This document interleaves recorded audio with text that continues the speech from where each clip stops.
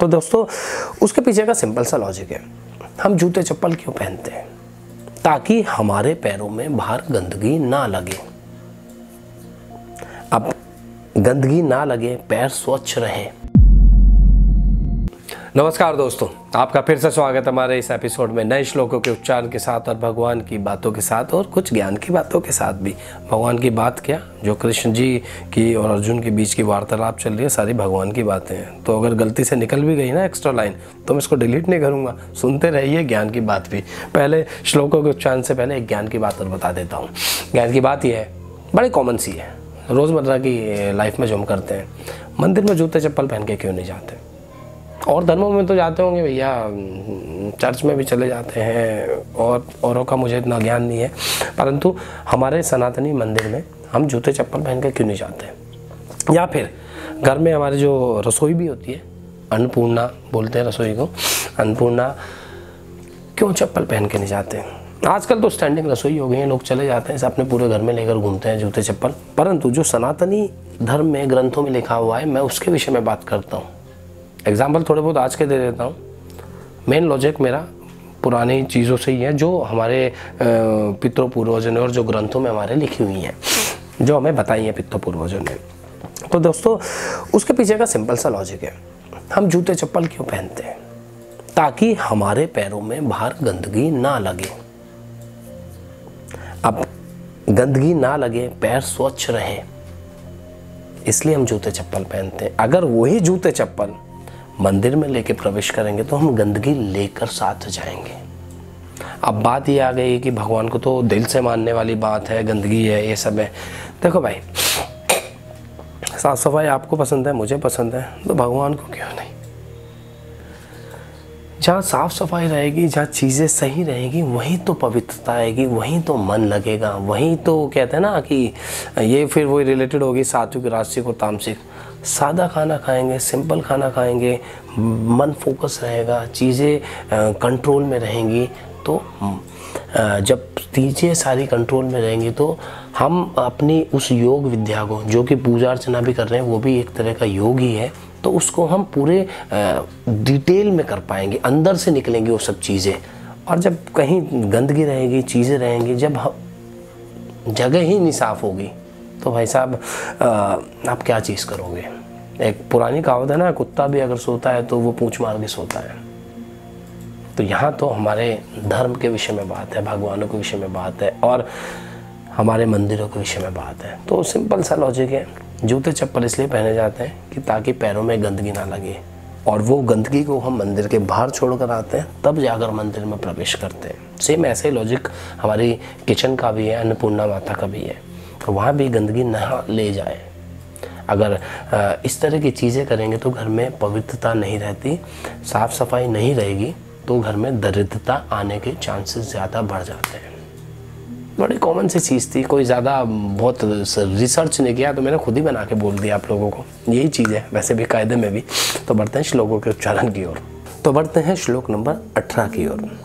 त्वम अक्षरम परमम वेदित्वम, त्वमस्य विश्वस्य परम निधानम, त्वम व्यय शाश्वत धर्म गुप्ता सनातन स्तवम पुरुषो मतों में। इसका भावार्थ है, कृष्ण जी कहते हैं, कृष्ण जी को अर्जुन कहते हैं कि आप ही जानने योग्य परम अक्षर, आप ही जानने योग्य परम अक्षर अर्थात पर ब्रह्म परमात्मा है। आप ही इस जगत के परम आश्रय हैं। परम आश्रय मतलब इस जगत का जो बेस है वो आप ही हैं, और आप ही अनादि धर्म के रक्षक हैं। अनादि धर्म कौन? जो कभी ना खत्म होने वाला धर्म, सनातन धर्म, जिसको कहते हैं सनातन, हमारा धर्म। आप ही इस अनादि धर्म के रक्षक हैं, और आप ही अविनाशी सनातन पुरुष हैं। आप ही अविनाशी, जो कभी ना, जिसका कभी ना विनाश हो, ऐसे सनातन इमोर्टल पुरुष, इमोर्टल मैन जो भी है, आप ही हैं, और ऐसा मेरा मत है। अर्जुन ने कृष्ण जी को कहा कि आप ही हैं भैया टॉप पे, आपसे ऊपर कोई नहीं है, आप तो इस हमारे सनातन धर्म के रक्षक हैं, और आप ही अविनाशी पुरुष हैं, जिसका कभी कोई अंत ही नहीं है, विनाश ही नहीं कर सकता, ऐसा मेरा मत है। अर्जुन ने कृष्ण जी को ऐसा कहा। तो बढ़ते हैं श्लोक नंबर 19 की ओर। अनादि मध्यांत मनंत वीर्य मनंत बाहुवम शाशी सूर्य नेत्रम पश्यामि त्वाम दीप्त हुता शव वक्त्रम श्वेत जशा विश्वमिधम तपंतम। इसका भावार्थ है आपको, ऑब्वियसली अर्जुन ने बोले जा रहा है, कंट्रोल नहीं हो रहा है, क्या देख लिया भाई साहब, आपको आदि अंत और मध्य से रहित, मैं आपको आदि अंत और मध्य से रहित मानता हूँ, अनंत सामर्थ्य से युक्त मानता हूँ, अनंत बुझाव वाले मानता हूँ, चंद्र और सूर्य के नेत्रों के समान नेत्रों वाले मैं आपको मानता हूँ, जो प्रज्वलित अग्नि स्वरूप है, मुख है आपका, और आपके तेज से इस जगत को संतप्त होते हुए मैं देखता हूँ।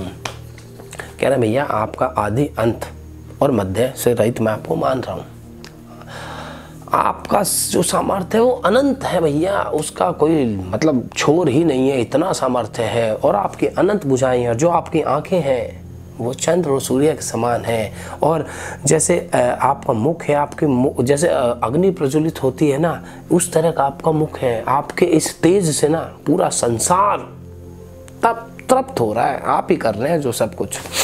तो बढ़ते हैं इसी ग्लोरी की बात के साथ श्लोक नंबर 20 की ओर। अध्यावा पृथ्वी वयोरिदर्भ मंत्रम ही व्याप्तम त्वे केन दिशश्च सर्वा दृष्ट वा उद्युतम रूप मुग्रम त्वेदम लोक अत्रयम प्रव्यक्थितम महात्मन। इसका भावार्थ यह है कि हे महात्मन, यह स्वर्ग और पृथ्वी के बीच का जो संपूर्ण आकाश है तथा सब दिशाएं आपसे ही परिपूर्ण है, तथा आपके इस अलौकिक भयंकर रूप को, अलौकिक और भयंकर रूप को देखकर तीनों लोग अति व्यथा को प्राप्त हो रहे हैं। अब अर्जुन कह रहे हैं, तात्पर्य है कि स्वर्ग और पृथ्वी के बीच में जो आकाश है तथा सब दिशाएं सब आपसे ही है, सब आपसे ही परिपूर्ण है भाई साहब।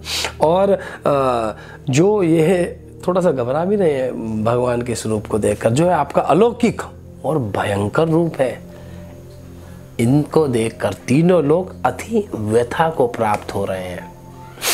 व्यथा मतलब मैं कैसे समझाऊं आपको भाई, हो नहीं जाते, अचंभित से हो जाते हैं आपके मतलब इस रूप को देखकर, किसी भी अलौकिक चीज़ को देख लेते हैं, डर भी लग जाता है और कहीं ना कहीं आश्चर्य भी होता है। तो उस रूप से ही सब कुछ जो चल रही है ना, पूरी व्यथा को कहते हैं कहानी एक तरह की। भाई आप मुझे अपनी व्यथा सुनाइए, तो जितनी भी ये कहानी है आप भगवान आपके इस अलौकिक रूप से ही है, आपके इस भयंकर और अलौकिक रूप से ही है तीनों लोग की व्यथा।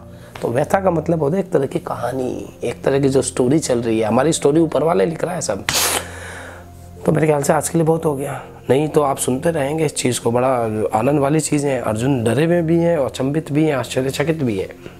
तो मिलेंगे कल के एपिसोड में नए श्लोकों के उच्चारण के साथ और भगवान की इस ग्लोरी की बातों के साथ, जो कि अर्जुन बयां कर रहे हैं अपनी ज़बान में। भैया क्या क्या हो रहा है, आप तो हर तरीके से विद्यमान है। पहले तो कृष्ण जी ने बताया था कि ये मैं हूँ, ये मैं हूँ। जब कृष्ण जी ने अपना रूप दिखा दिया तो भाई साहब सारी चीज़ें डिटेल में अर्जुन खुद अपने मुंह से, अपनी ज़ुबान से बोल रहे हैं। तो मिलेंगे कल के एपिसोड में नए श्लोकों के साथ, नई बातों के साथ। तब तक के लिए राधे राधे।